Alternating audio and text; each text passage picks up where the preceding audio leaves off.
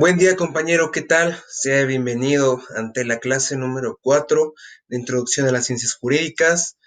Estamos ya en prácticamente, si no bien estamos casi ya a la mitad, la otra semana más bien estaremos ya a la mitad y pues es grato poder estar comúnmente con ustedes. De nueva cuenta, agradezco la oportunidad que tengo de estar nuevamente aquí. Eh, Déjenme decirles, chicos, que la licenciatura de Derecho es una de las licenciaturas más padres, más hermosas. Siempre se los voy a decir. Han tenido una buena elección, han sabido elegir, puesto que esta carrera es una de las más preciosas, como se los comentaba, de las más completas de todo el haber profesional. Y que toda la información que le he estado proporcionando un servidor ha sido detalladamente seleccionada a manera de que tú puedas tener ese conocimiento que a ti te sirva y que ese conocimiento tú lo puedas aplicar y que sea para tu beneficio profesional y académico. Entonces, toda la información que está manejada, proporcionada bajo tu servidor, no te preocupes, ten en claro que toda esta información ha sido detalladamente y minuciosamente seleccionada para que puedas realmente obtener ese aprendizaje académico que pues necesitas. Es ahí que sin más por el momento, vayamos a la clase. Vayamos allá.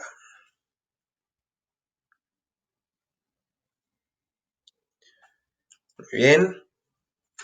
Sección cuarta, Derecho Mexicano. Vimos un poco de las clasificaciones de los derechos, recuerdan, derecho penal, derecho interno, derecho externo, subjetivo, el objetivo y bien. Bien, bien, bien. Vamos allá.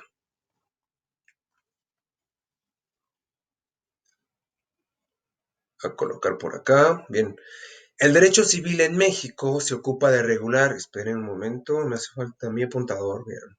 Se ocupa de regular los derechos y obligaciones de los individuos desde el momento de su concepción hasta su muerte. Para regular las figuras o relaciones jurídicas del derecho civil, en nuestro país existe un Código Civil para cada estado de la República Mexicana y un Código Civil Federal. Ojo, el derecho adjetivo, como ya lo habíamos comentado anteriormente, va a ser aquel derecho que va a estar establecido en cómo realizar el funcionamiento en el derecho, o sea, los procedimientos. Y el derecho objetivo va a ser todos aquellos en donde se nos sean revelados acuerdos, digo, los derechos y obligaciones. Parte del derecho subjetivo, en el derecho público, perdón, en el derecho privado encontramos el derecho civil, ¿vale? Ahora, para, como lo dice aquí, para regular las figuras o relaciones jurídicas del derecho civil, cada estado de la República deberá contener una normatividad, una regulación, un reglamento o algún código estrictamente civil por cada estado. Recordemos que cada estado mantiene unas características diferentes. Si bien el estado de Puebla, el estado de Veracruz, el de Oaxaca, el de Sinaloa, uh, estados de la República, pues tienen, si bien son similares porque son estados y pertenecen al país, tienen una forma de gobierno muy diferente, debido a que las costumbres en cada estado, si bien son similares, pero no son las mismas. Es ahí que cada estado va a tener una regulación diferente, pero la cuestión del civil, la cuestión federal, va a ser que en cualquier lugar o en cualquier parte de la República en el que tú estés ejerciendo el Código Civil Federal para absolutamente todos los estados, puedes ocuparlo sin ningún problema. Esto es que si bien te sabes el de Puebla, pero por trabajo te mandan a Veracruz y no sabes o tienes poco tiempo para introducirte a todo el derecho civil de Veracruz, pues tendrás que utilizar el Código Civil Federal para subsanar esos errores, para subsanar esa defensa y pues pueda salir librado y ejercitando una buena defensa legal. Es entonces que para cada estado tiene un código civil y en común, en general, tenemos un código civil federal. En esencia, estos códigos civiles contienen disposiciones muy similares, sin embargo, se recomienda consultar la legislación del estado del lugar del domicilio de las personas físicas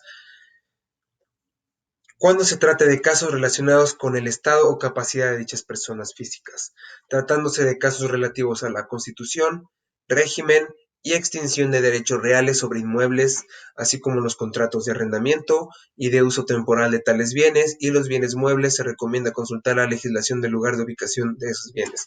Ojo aquí, para que el derecho civil en México pueda eh, ejercerse adecuadamente, primeramente tenemos que identificar cuál es el domicilio de las personas físicas donde se está sucediendo el hecho.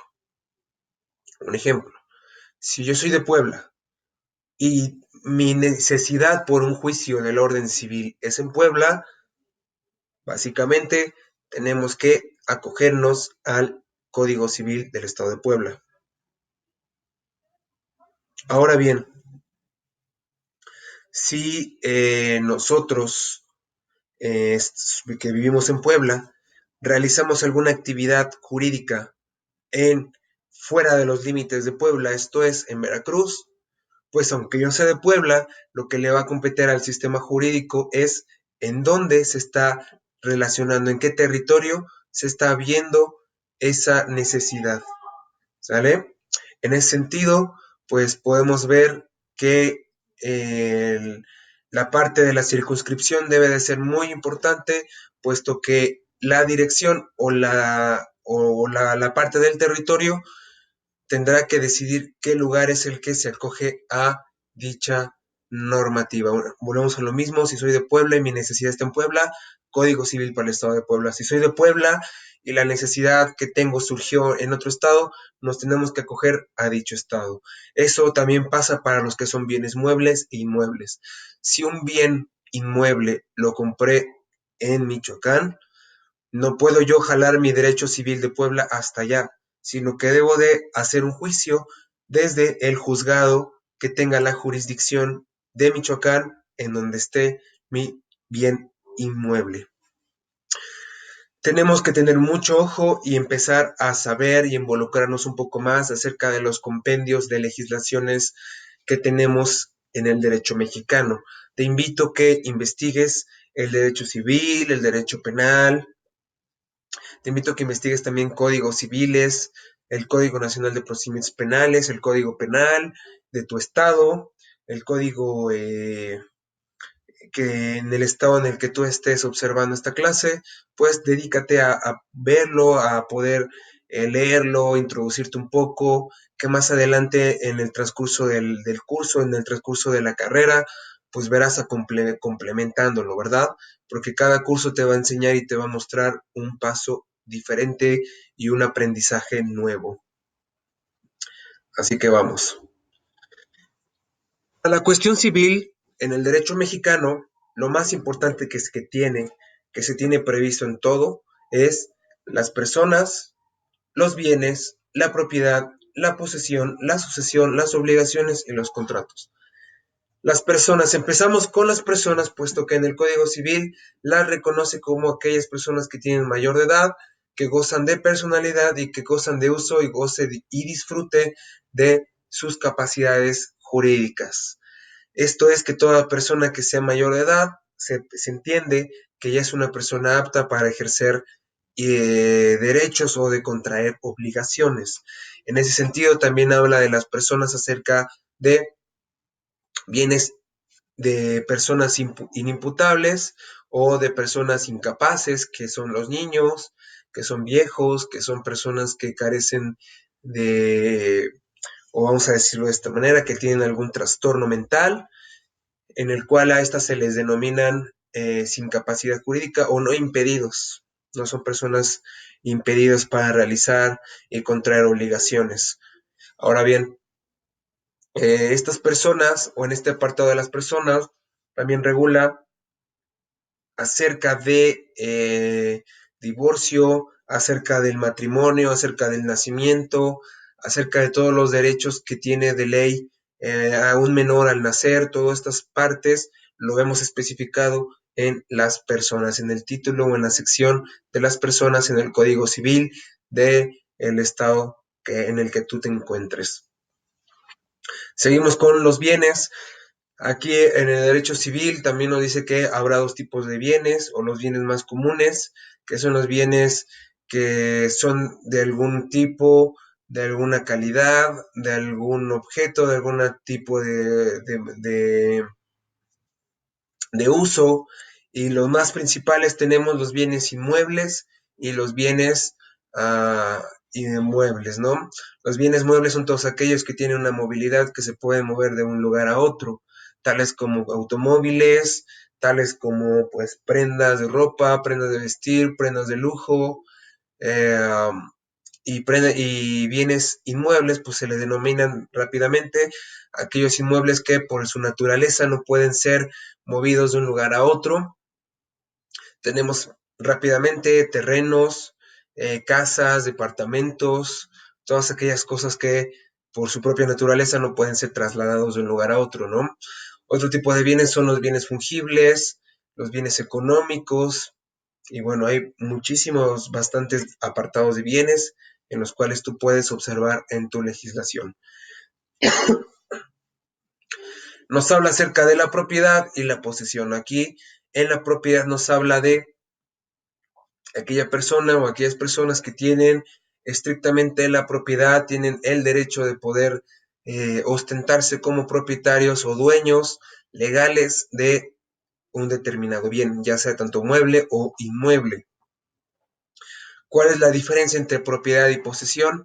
La posesión solamente es el derecho real de poder utilizar algún bien sin problema, y la propiedad es legítimamente le pertenece al dueño. Vamos a hacer el ejemplo. El derecho real, compañeros, es aquel derecho o aquella parte en el derecho en el que a grandes rasgos no necesitamos justificar alguna cosa, sino que por el simple hecho de verlas a las personas ostentarse con tales derechos, podemos saber que son dueños o son propietarios de lo que se está ostentando. Esto se le denomina como derecho real. Algo que una persona esté ostentando, ya sea en su calidad de propietario o poseedor, pero más sin en cambio la gente ve que siempre lo anda utilizando y pues la gente entiende que es de su propiedad o de su persona dicho bien. Ahora, el ejemplo de ambos. Eh, Vamos a decirlo de una casa. Tal vez yo soy dueño de una casa. Yo soy dueño de un bien inmueble, una casa, y que en ese sentido yo soy el propietario. ¿Cómo justifico la propiedad? Por un contrato de compraventa que hice con el antiguo dueño, y que una vez hecho ese contrato de compraventa, ahora yo soy el dueño o ahora yo soy el titular de los derechos, y que una vez realizando ese contrato pretendo elevarlo a escritura pública, yéndome a una notaría, realizando las formalidades necesarias. Ahora el notario público me da mi escritura. Esa escritura me detenta como propietario de mi bien inmueble. Soy dueño absoluto. ¿Qué es la posesión? Digamos que viene mi hijo y yo me ausento en esa propiedad. Y yo me ausento, yo se la dejo, le digo, ¿sabes qué? No tengas problemas, vete a vivir un tiempo, pero en ese tiempo yo me ausento tal vez 10 años. Yo estoy viviendo en otra parte del país y pues mi hijo está viviendo en esa casa, ¿no? Que es de mi propiedad. Pero ¿qué es el derecho real? Que, que los vecinos, obviamente al ver que mi hijo entra y sale en la casa, que vive allí, que le, pues están viendo que él está habitando esa casa, pues obviamente el derecho real les intuye que él es el dueño fácilmente. Pero cuando él caiga en una situación jurídica y le pidan a él la casa, pues no va a poder proceder, puesto que solamente él está detentando la posesión, él está poseyendo esa casa, pero no tiene la propiedad. La propiedad es absolutamente el derecho legítimo de ser dueño y la posesión solamente es el goce y el uso de la instalación o del bien. Esa es la clave de diferenciar la propiedad y la posesión. La propiedad va a ser aquella en donde uno tenga el derecho legítimo del bien. Esto es que nos pertenezca y que somos dueños, siempre y cuando sepamos justificarlo. Y la posesión va a ser aquel derecho de uso, goce y disfrute del bien. Solamente nada más ostentarnos como poseedores y no pasa nada. Un claro ejemplo también son las personas que rentan departamentos. Las personas que rentan departamentos, si bien los arrendatarios, que son las personas que están rentando, y los arrendadores, que son obviamente la gente que es propietaria, pues nos está dando la posesión para poder estar en su propiedad. Es por eso que este es otro claro ejemplo de posesión y propiedad. Así que vamos con la otra. Obligaciones. También habrá una parte en el Código Civil que hable de las obligaciones, en el que toda persona, todo ciudadano mexicano tiene obligaciones, tanto de hacer como de las de no hacer. Tenemos esas obligaciones que deben de estar previstas y deben de estar hechas para que existamos y hagamos un bienestar colectivo en la sociedad. Y como tal, los contratos es una fuente de obligaciones en la que nos permite sujetarnos a dichas obligaciones, a contraerlas y poder responderlas y obtener algún beneficio. Contratos como cuáles, contratos como de compraventa, que son los más comunes, contratos de donación, contrato de permuta, contratos de obras a precio alzado, contratos de arrendamiento, etcétera. Para el ejemplo de los contratos de compraventa, pues eso será un documento en donde sea reconocido por la ley y que dicho contrato, pues se logre contraer las partes, ya llámese comprador, llámese vendedor y hacia los testigos, para que estos se sujeten a la contracción de las obligaciones y que ellos puedan cumplirlas según el contrato, según la forma, el tipo de contrato que ellos estén firmando. Vamos ahora al derecho penal. Esto lo estamos viendo la parte del derecho, pero en México, ¿vale? Toda esta clasificación que hemos visto anteriormente, derecho civil, penal, mercantil, etcétera, ahora lo estamos viendo de aplicado ya a nuestro país, o sea, México, ¿vale?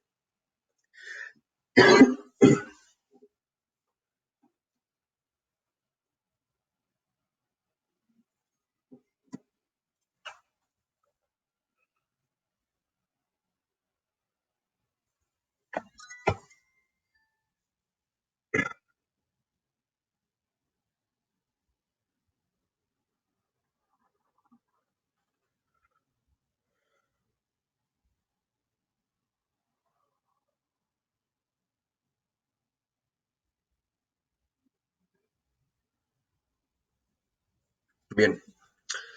El derecho penal se ubica dentro del derecho público. Un momento antes de que se me acabe la batería. Listo.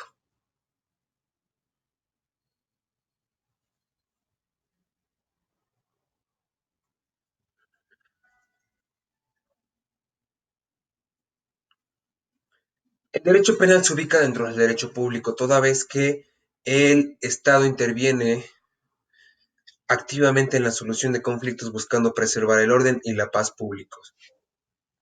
Esto ya lo habíamos detallado en las diapositivas anteriores, que el derecho penal iba a ser aquel parte involucrada en la rama del derecho público, puesto que el Estado va a ser el único que va a solucionar los conflictos y preservar el orden y la paz en la sociedad. El derecho penal es el conjunto de normas jurídicas por medio de los El derecho penal es el conjunto de normas jurídicas por medio de las cuales el Estado define las conductas u omisiones que constituyen delitos, así como las penas y o medidas de seguridad para sancionar a quienes incurren en la comisión de esos delitos. Al derecho penal lo que le va a importar es la transgresión de la norma y de los derechos que están establecidos en dicha norma, ¿vale? A estos se les denominan delitos. Ahora, no todos son delitos, también hay sanciones administrativas, pero no son sanciones en las cuales son o tengan el grado de delitos, como cuáles, ¿no? La prostitución, el beber bebidas embriagantes en vía pública, el tener un escándalo igual en la vía pública, son sanciones meramente administrativas, no son de carácter coercitivo o de carácter penal. Eh, y bueno, ese es un dato que quisiera yo darles. Trataremos de forma general al derecho penal sustantivo, que es el conjunto de normas que definen los delitos, las penas y su aplicación. El derecho penal sustantivo entonces va a ser aquel que va a definir los delitos, las penas y la aplicación según el delito o la forma en la que fueron cometidos. Así vamos a lo bueno. Para el derecho penal o más bien le va a interesar toda esta serie de puntos para que empecemos a saber qué es lo que cada uno detalla, ¿vale? Así como lo hicimos con el derecho civil. El derecho penal es el que, si bien es el encargado o el conjunto de normas jurídicas que va a establecer la paz y resguardar el orden social, persiguiendo los delitos o persiguiendo actividades que transgredan normas, que transgredan derechos hacia las personas. Okay.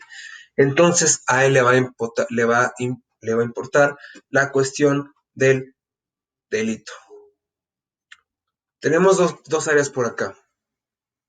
El delito previsto y sancionado por la ley o por el derecho subjetivo, por el derecho objetivo, que vendrá siendo lo establecido en la norma, en donde nosotros buscamos dónde se sancionan esos derechos, dónde se sancionan esos delitos, pues fácilmente nos ubicamos al Código Penal del Estado de Puebla, si es que radicas aquí. Si no, entonces en donde tú radiques, en el estado en el que estés, puedes obtenerlo fácilmente, sin ningún problema, por medio del Internet. Y ahí verás toda la compilación acerca de los delitos, acerca de las personas, acerca de qué tipos de catálogo de delitos se encuentran previstos para la persecución de los mismos, porque obviamente tenemos el delito de robo, de homicidio, de fraude, tenemos el de parricidio, el de feminicidio, tenemos el de robo en su mayor parte, tenemos lesiones y bueno, tenemos un catálogo de delitos que lo podemos checar sin ningún inconveniente. Entonces, el delito va a ser aquella conducta que transgreda la norma social establecida, afectando o menoscabando los derechos de un sector de la sociedad.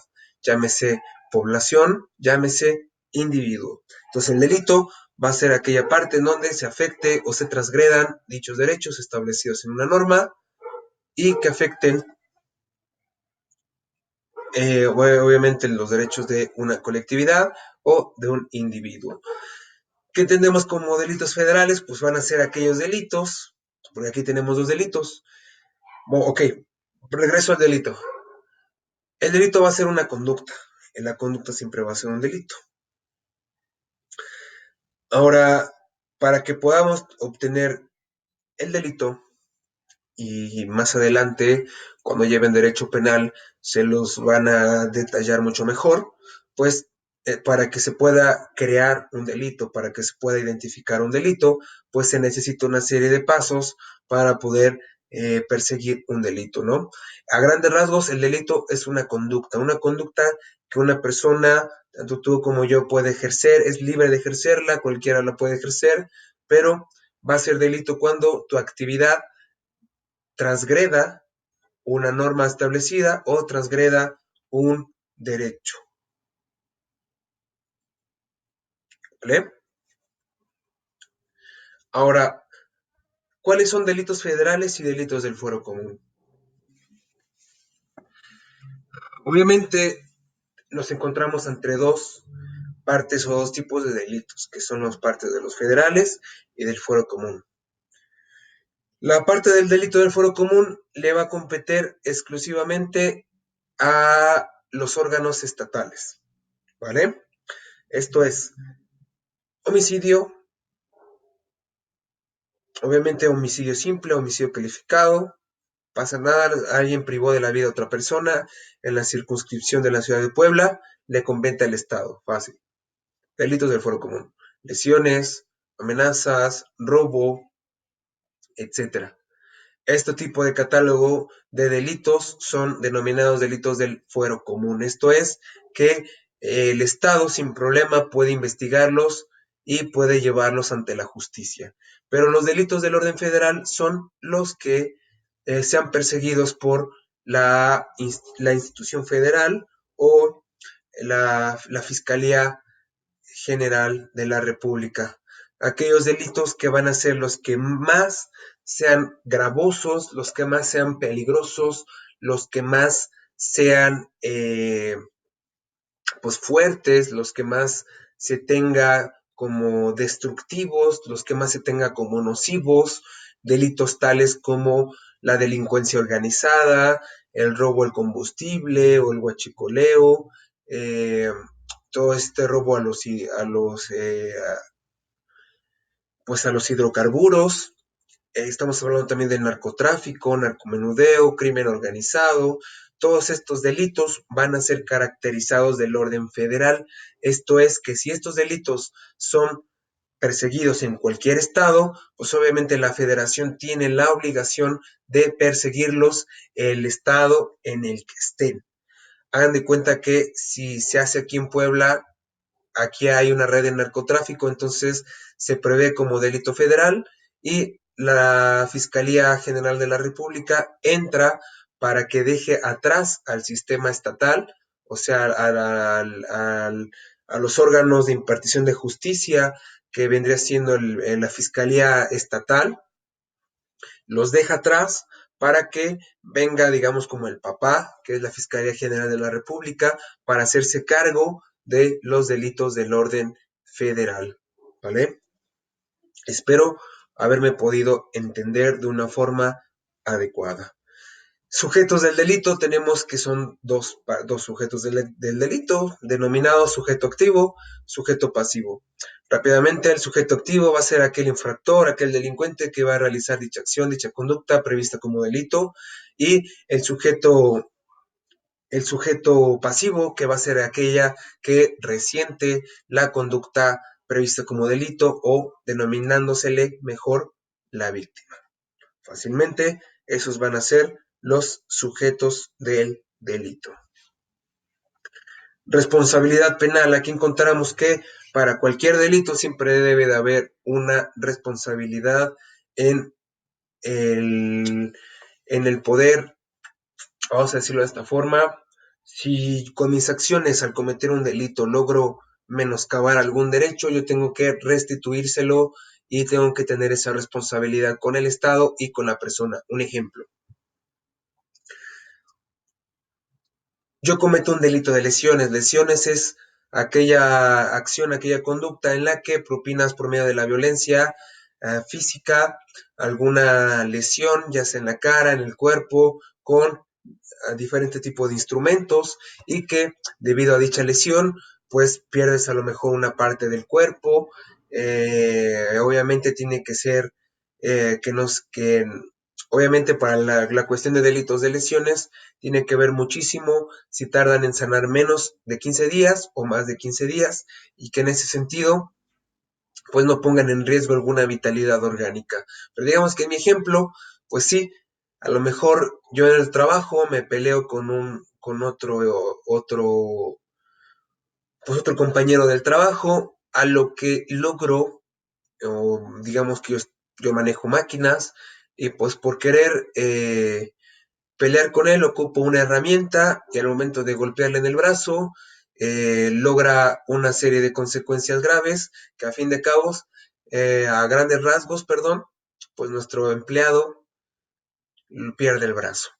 En ese sentido, yo tengo una responsabilidad tanto estatal, o sea, tengo una responsabilidad penal para pagar por medio del Estado y pues para pagarle a este empleado. ¿Cuál será el del Estado? Pues el Estado me impondrá la sanción que ella crea, ya sea con la reparación del daño o con el pago así con el pago de estar recluido en la cárcel o en este centro penitenciario.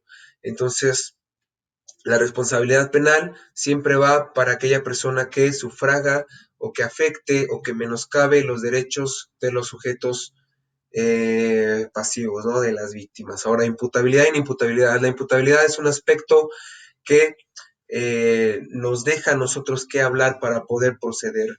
Esto es la imputabilidad, va a ser aquella parte en donde se pueda proceder a una persona, puesto que se entiende que tiene todas las capacidades intelectuales para poder haber cometido ese delito. La imputabilidad es cuando somos aptos de nuestras propias acciones, de nuestra propia procesos mentales, o sea que sabemos distinguir entre hacer el bien y el mal, en el que si nosotros hacemos un delito, pues sabemos qué es lo que hicimos y por ende somos imputables, somos imputados por dicho delito. La cuestión en imputabilidad es aquellos factores que como persona no puedes distinguir, ya sea por procesos mentales o por algún trastorno físico o mental, el desarrollo de algún delito. Esto es, las personas que sufren de síndrome de Down, pues sabemos que ellas no tienen la habilidad de poder saber qué es lo bueno, qué es lo malo, no saben a lo mejor qué es transgredir alguna norma o saber respetarla. Digamos en el ejemplo de una persona síndrome de Down, pues en un arrebatamiento o en alguna causa de esta, pues toma un cuchillo y se le ocurre enterrárselo a su tutor. Obviamente a lo mejor no tenía la intención, pero por el simple hecho de que tenía esa falla orgánica o esa falla psicológica, pues no está totalmente en sus capacidades mentales para poder hacerse cargo de esa responsabilidad penal. Es ahí que esta persona se le denomina inimputable, ¿vale? Todas aquellas personas que no son aptas o tienen la facultad para hacerse cargo de algún delito, se les denomina inimputables. La tentativa es que en el momento del hacer, por alguna circunstancia interna o externa de la persona al hacer el delito, no se logra a llevar a cabo dicho delito. Un ejemplo, tenemos la tentativa de homicidio, que si bien actualmente ya las tentativas no se están manejando, porque o es homicidio o no lo es, punto final, pero hay algunos que todavía logran definir un poco la tentativa y poder justificarla, ¿no? Como cual, es complicado poder demostrar las intenciones que tiene la gente y para poder pasar que la tentativa pueda llegar a acusarse plenamente, se tiene que justificar las intenciones de la persona para privar de la vida a la otra. En ese sentido se vuelve un poco complejo la idea de poder, sí, claro, de la idea de poder acreditar las intenciones de las personas para que se pueda acusar totalmente. Entonces tenemos que la tentativa va a ser como la parte en el proceso en el cual por situaciones externas o internas no se logra dar la comisión de ese delito. A lo mejor la persona ya lo estaba preparando con el arma de fuego en el callejón, pero esta pues al percatarse o al darse cuenta por simple destino, logra irse a otro lugar en la calle y no logra pasar por el, eh, el callejón, pero sí lo descubre un policía con el arma de fuego. Entonces ahí tratar de justificar una tentativa de homicidio, pues sí está un poco complicado porque pues por lo mismo no somos adivinos ni somos psicólogos para acreditar realmente sus intenciones, más sin en cambio también la tentativa aún sigue estando vigente en nuestro sistema jurídico penal. Excluyentes de delito, también hablaremos acerca de qué son excluyentes del delito. Una de los excluyentes del delito es la inimputabilidad. Podemos ver que estos excluyentes de delito puesto que la persona, como ya el tema o el ejemplo lo habíamos dado, no estaba en sus capacidades mentales y por el simple hecho pues de no tener esas capacidades mentales, no es sujeto para responsabilidad penal. Otro tipo de excluyente de delito va a ser la omisión de poder hacer el delito, digamos que por simple omisión, porque también como delito tenemos el delito que es culposo y el doloso, ¿verdad? El delito de orden o de doloso va a ser aquel delito que se haga con toda la intención, con toda la alevosía, que sea absolutamente con toda la intención de querer menoscabar el derecho que está, pues que sufrió la víctima. Y el delito culposo va a ser aquellos delitos de omisión. Esto es que por alguna omisión de una conducta que tú realizaste o no realizaste, también eres sujeto a responsabilidad penal. Y un ejemplo de esto es los sicarios, pues obviamente ellos le hacen con todo el dolo, lo hacen con toda la necesidad de privar la vida a una persona y no pasa nada, simplemente se acredita como un delito de carácter doloso. Y los de carácter culposo vendrían siendo, eh, digamos que estamos en una construcción y la persona que está manejando un bulldozer, una máquina, pues esta lleva más de 14 horas trabajando, dobla turno, obviamente que para el último turno la persona se encuentra muy cansada y por falta de pericia y por falta de sueño, obviamente sin querer realizar la conducta que hizo, pues no se da cuenta y pasa por encima de algún trabajador. Si bien es un homicidio porque privó de la vida a otro, lo que diferencia es que no tuvo la intención de poder hacerlo. Esto es que debido a su falta de omisión o su falta de pericia en el movimiento del tractor o del bulldozer, pues hizo que se perdiera una vida. Entonces hay que tener ojo ahí. La reincidencia.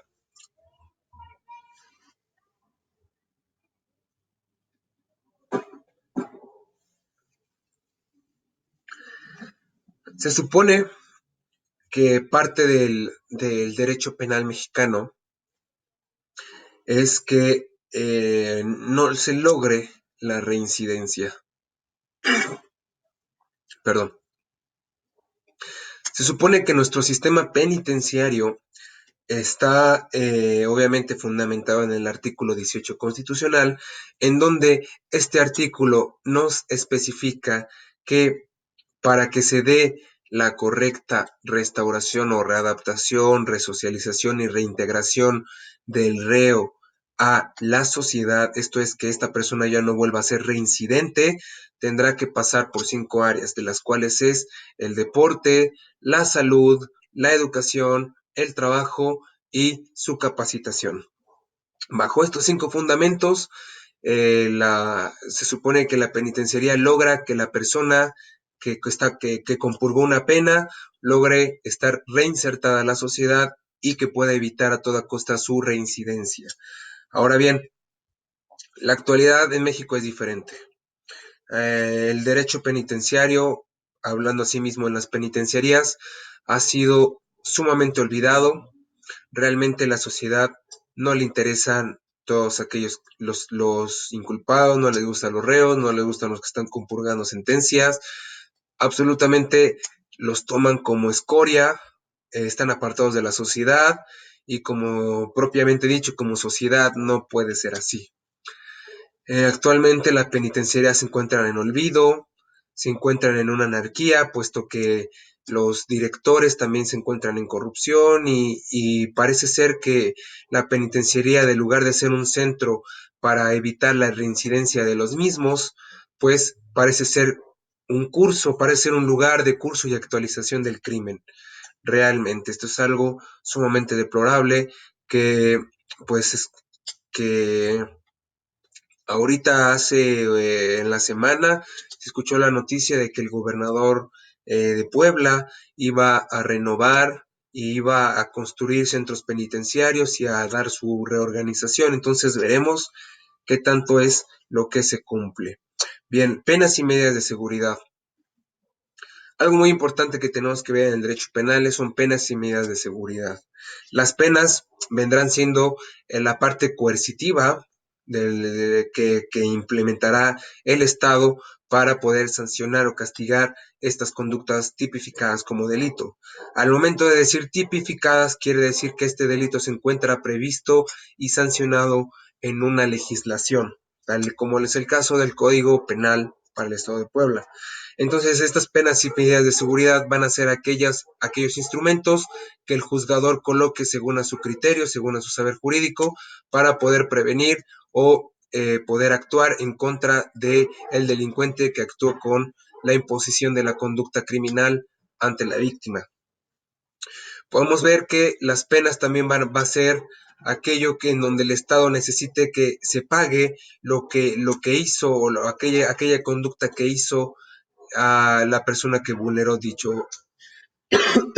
dicha conducta.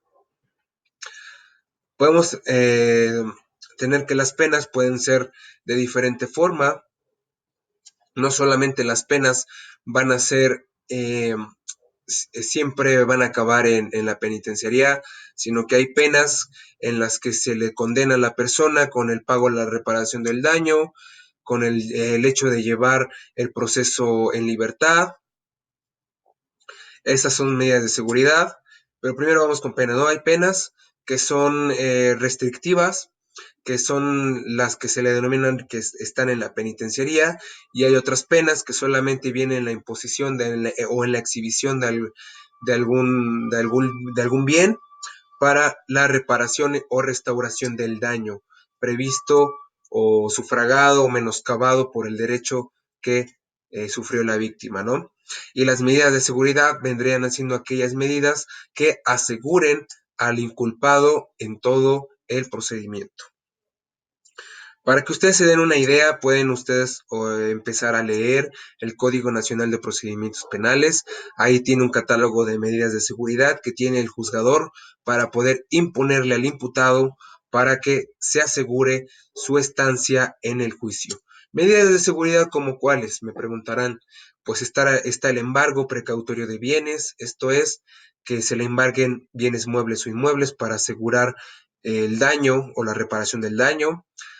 Podemos otras medidas de seguridad, tenemos la firma periódica o llevar el proceso en libertad, tenemos el famoso arraigo domiciliario o la colocación de dispositivos electrónicos, así muy americanizado, en el cual nos ponen un brazalete para no salir de nuestro domicilio. Otra medida de seguridad tenemos la prisión preventiva, una de las facultades que en México ha imperado bastante. Recordemos que desde el 2008, desde la reforma de junio del 2008, eh, se llevó a cabo la renovación e imposición del nuevo sistema actual, que es el que tenemos, el sistema el sistema acusatorio adversarial o el famoso juicios orales, en el que anteriormente teníamos un derecho de corte inquisitorio, en el que solamente se podía acusar a la persona y que obviamente como medida de seguridad tenía la de la prisión. No había otro tipo de medidas de seguridad y si las había, pues no eran agotadas y para todo tipo de juicio siempre la medida de seguridad para asegurar a la persona en un proceso era la prisión. Por eso es que encontrábamos anteriormente prisioneros a personas que no eran culpables. En ese sentido, dejamos de tener este sistema inquisitorio en el cual su corte era nada más el acusar.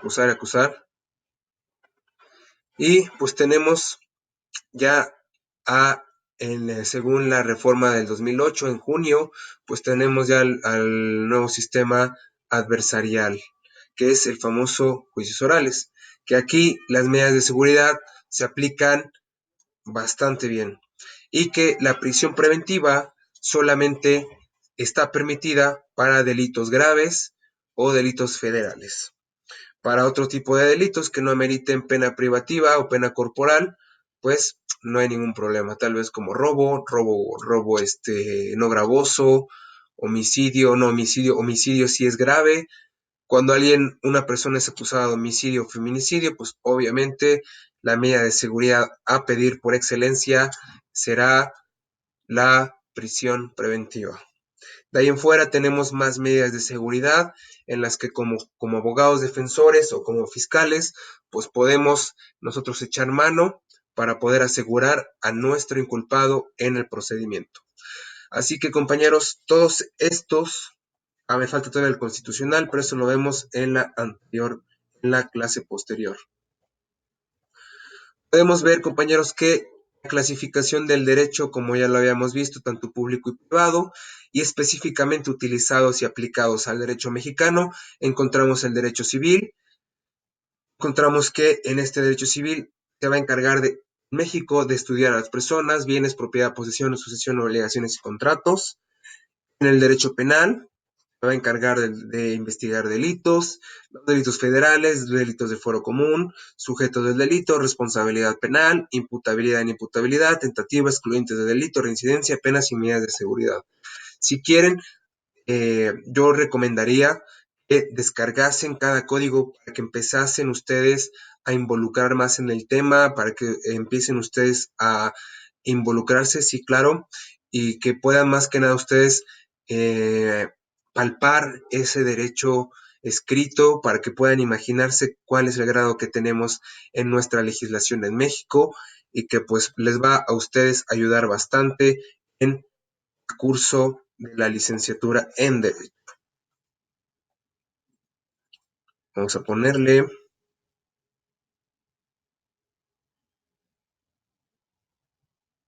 ay, cambiar nombre, sección cuarta, porque aquí es donde nos quedamos. Muy bien.